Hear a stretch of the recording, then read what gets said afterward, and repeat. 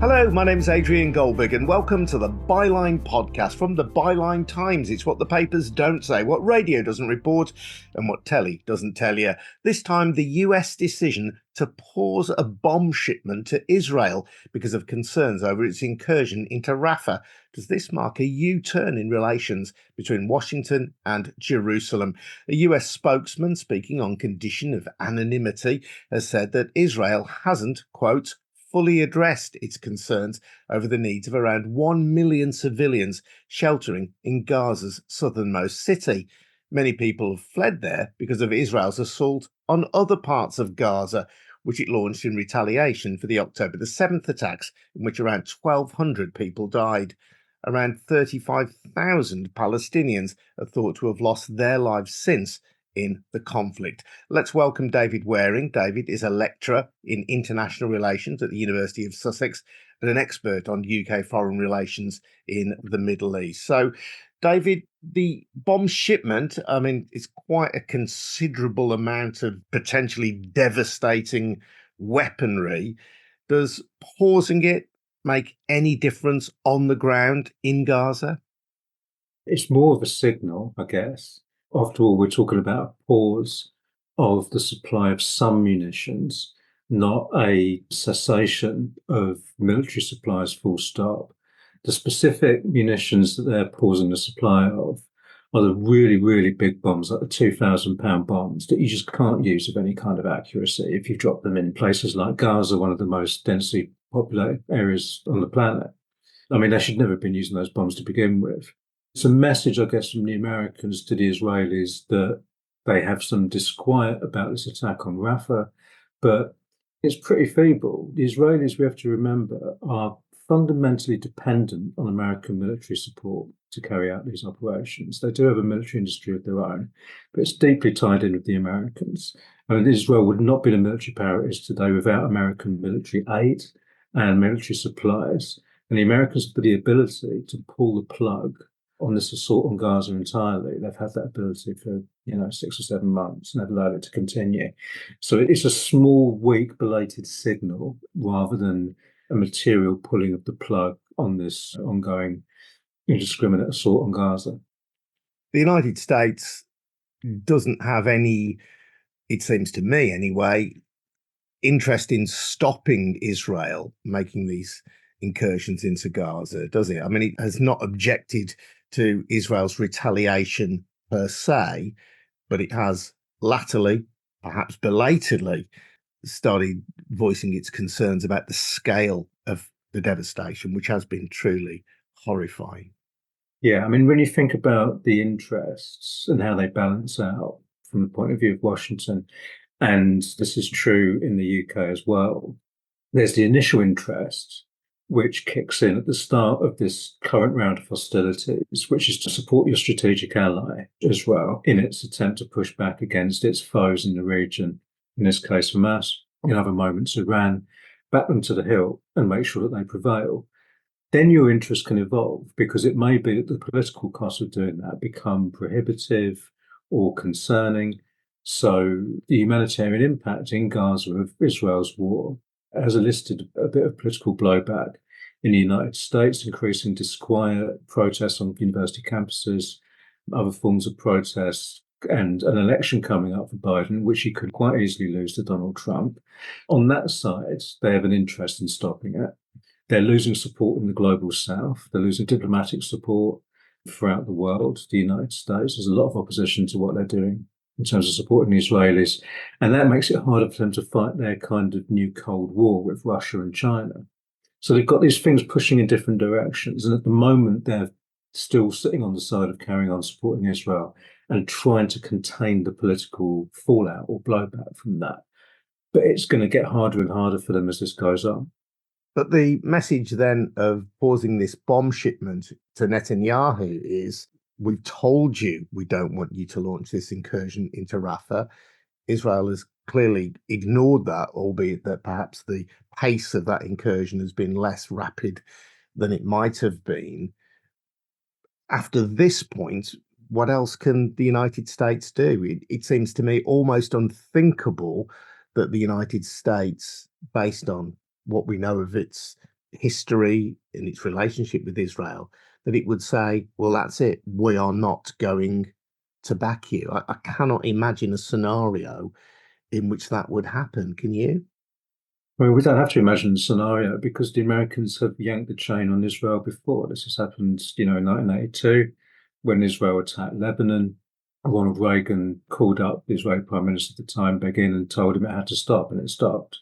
And in previous rounds of fighting in Gaza, the basic script is it carries on until the Americans tell the Israelis to stop. The last time there was fighting over Gaza or Israeli bombing of Gaza a couple of years ago, it carried on for, I think, about a week or so, 10 days, something like that. And then Biden told Netanyahu, okay, game's up. You have to stop. And you can think of many instances when the Americans have exerted their power over Israel or simply ignored Israel. In the early 1990s, it was the Americans that forced the Israeli government to the negotiating table by withholding loan guarantees. When Barack Obama signed the nuclear deal with the other major powers in Iran towards the end of his presidency, the Israelis were dead set against this. Netanyahu constantly lobbied against it. The pro-Israel lobby in the United States made a huge noise about it, and Obama just ignored them because he saw it as being in America's strategic interest to sign this deal with Iran. And so it's not the case that Israel, a country with a population of 8 or 9 million people, whatever it is, has the United States, a country with a population of 300 million people, the greatest superpower the world has ever seen, the world's greatest military power, that Israel has the United States over a barrel. That's not the case. The Americans have backed the Israelis to an extraordinary degree because they see it as being in their interest to do so. And they simply don't have that much concern for the humanitarian costs of this war. Sorry, David, just to interrupt you there, because I think Yeah. this is a really interesting insight then, particularly when people have seen the horrific scale of the retaliation visited upon children and non-combatants in Gaza. We also acknowledge the horrific nature of the October the 7th attacks. But when you look at the horrific scale of the retaliation, then your argument really is that the United States could have stopped this way, way, way before now and has Yeah. chosen strategically not to. Yeah, they could have stopped at any time they like. I mean, this isn't new. When you think about the way American power has exerted itself over the years, support for military operations that carry enormous humanitarian costs, either doing that yourself or backing an allied state while it does that sort of thing. It's not uncommon. You think about the Saudi war in Yemen that was waged between 2015 and 2022. It was very similar. Indiscriminate attacks on civilian targets, apparent use of starvation as a war tactic, blockade, creating a humanitarian crisis entirely deliberately, people dying of starvation or preventable disease as a result. That's how the Saudis fought that war for 7 years. And the Americans helped them throughout, provided the missiles, bombs, maintained the jets that they were using to carry out that war. The British did exactly the same, by the way, throughout that period. And you can go on and on, endlessly about wars that have been fought by the US or by the US's allies with its support and with British support as well, where there's been an enormous humanitarian cost. We're paying a particular amount of attention to Gaza because it's particularly horrific. And also, I think Israel-Palestine has been more on people's radars increasingly over the decades as people have become more aware of and more educated about the situation there. But this isn't anything particularly new. The kind of strategic imperatives from the point of view of Washington of backing its allies in any given circumstance are just consistently treated as overriding humanitarian concerns. I'm sure that policymakers in Washington have very nice stories that they can tell themselves about why this stuff is okay. And they're the same stories that they tell the rest of us, that Israel is making every effort to abide by international law and Israel is defending itself, blah, blah, blah. But yeah, it's a fundamental reality. The Americans can pull the plug on this sort of thing. Israel is militarily dependent on the Americans, but the Americans see Israel prevailing in this situation militarily as more important than any humanitarian cost that might be incurred, except insofar as that humanitarian cost creates political problems for the Americans. Once that becomes true, then you see what we've seen over more recent months, which is a degree of kind of performative hand-wringing over the humanitarian situation in Gaza, and a degree of difference between the Americans and the Israelis, where there's less pressure, I mean, there's no pressure domestically on the Israelis to treat the Palestinians more kindly. Whereas on Biden, there's domestic political pressure on him to alleviate the humanitarian situation. So he has to balance that from a political point of view. But I mean, that's it. Any instinct to protect Palestinians is forced on them by political pressure. And the same is true in Britain as well. I want to talk about the strategic value of Israel to the United States. But first, let me just pull back a moment. You've talked about the ability of the United States to stop this conflict should it wish to do so. And you've quoted various incidents in the past where they have successfully done so. Isn't the joker in the pack this time Benjamin Netanyahu? He knows that if there is peace in Gaza, there will be almost inevitably two consequences. One is that his own government will fall. It only survives really because of the war footing on which Israel is currently standing. And also that he faces a corruption trial, which may lead to him going to prison. So he has this very strong personal investment in peace not breaking out. And we've seen recently, haven't we, peace talks foundering, with Israel seemingly finding reasons not to accede to peace negotiations. Yeah, that's a factor for sure. But it's not one that should be overstated. I think it is important. And all the more reason for the Americans, if they really want or wanted to stop this, to use additional pressure beyond just pausing the supply of some arms, ceasing the provision of all arms, precisely because you have Benjamin Netanyahu in such an intransigent position because of his own personal circumstances. But we shouldn't overplay it. He's not a dictator. There's a wider cabinet around him, and it's not just the people to his right who are agitating for this kind of maximal strategy. I mean, you have to remember that the attack on October 7th last year wasn't just a humiliation for Netanyahu, it was a humiliation for the entire military and security establishment in Israel. All this big talk about how the Palestinian situation was contained from their point of view, about Israel's military prowess, about its ability to repress the Palestinians with high technology, sort of security systems, etc. It was just made to look stupid when they broke through the fence or paraglided over the fence and then held territory in Israel for a couple of days, these paramilitaries. And so there's a general incentive beyond Netanyahu going right through the security establishment and senior figures like the defense minister, etc., for them to reassert their credibility, to inflict a punishment beating on the Palestinians as a whole, and to reassert their sort of intimidatory capacity, their ability to say to their enemies, don't try it on, or this is what we can do. So, if it wasn't Netanyahu, I suspect that Israel will be carrying on like this anyway, because the entire establishment has an interest in pursuing this. There's pressure from a large proportion of the Israeli public to cut a deal with Hamas. Demonstrations on the streets for Netanyahu to come to a deal so that the hostages can be released. I mean, this is one of the horrible ironies of this situation, is the terror that has been rained down upon Gaza has not led to the release of all the hostages, which is one of the declared war aims of Netanyahu. Oh, yeah. I mean, if they wanted the hostages released, they could have done it ages ago. They could have just negotiated quite easily. I mean, the hostages have almost been treated as expendable. And I think that that's the conclusion that many of these hostages' families and a significant proportion of the Israeli population seems to be coming to as well, that the government would rather fight the war than negotiate the release of their loved ones. Yeah, there is that pressure on the government. We have to remember as well that while there is that pressure to conclude a deal, there's been no pressure on the government from anywhere in the Israeli political spectrum to fight the war in a different way.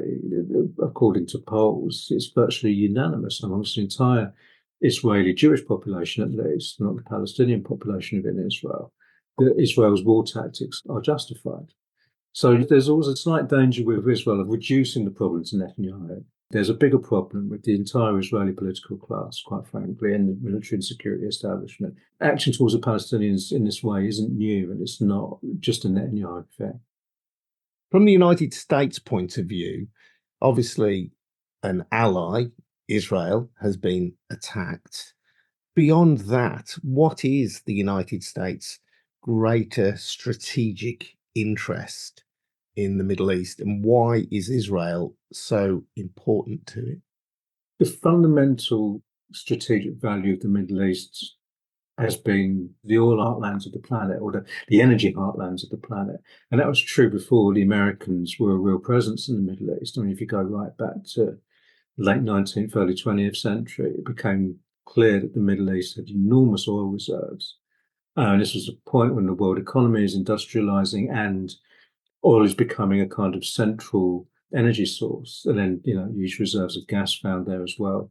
It's difficult to overstate this. We're talking about, the last I checked when I was doing my research on Britain's support for Saudi Arabia a few years ago, it was like 44, 45% of proven oil reserves in the world were in the Middle East and clustered in quite a small area encompassing southern Iran, southern Iraq, northern Saudi Arabia, Kuwait, etc., etc.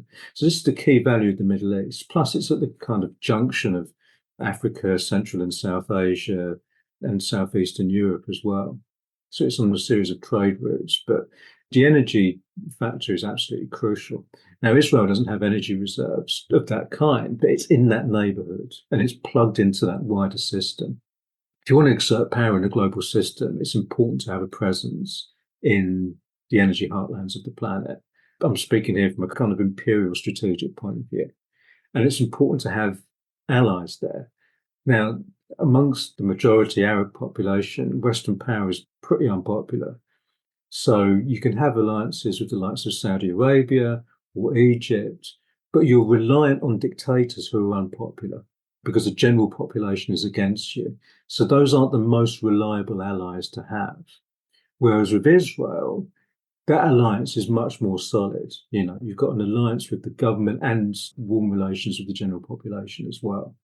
And so Israel has been built up by the Americans as a local military power, almost like as America's geostrategic and military enforcer in the region, and a uniquely reliable ally in an area which is strategically important to the Americans, but also quite hostile for various reasons. So that's been the kind of strategic logic going back to at least the 1960s when the Americans really started forging their relationship with the Israelis.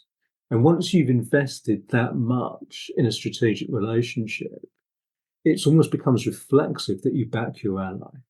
You back your ally, come what may, because you want to show that ally that you're a reliable patron.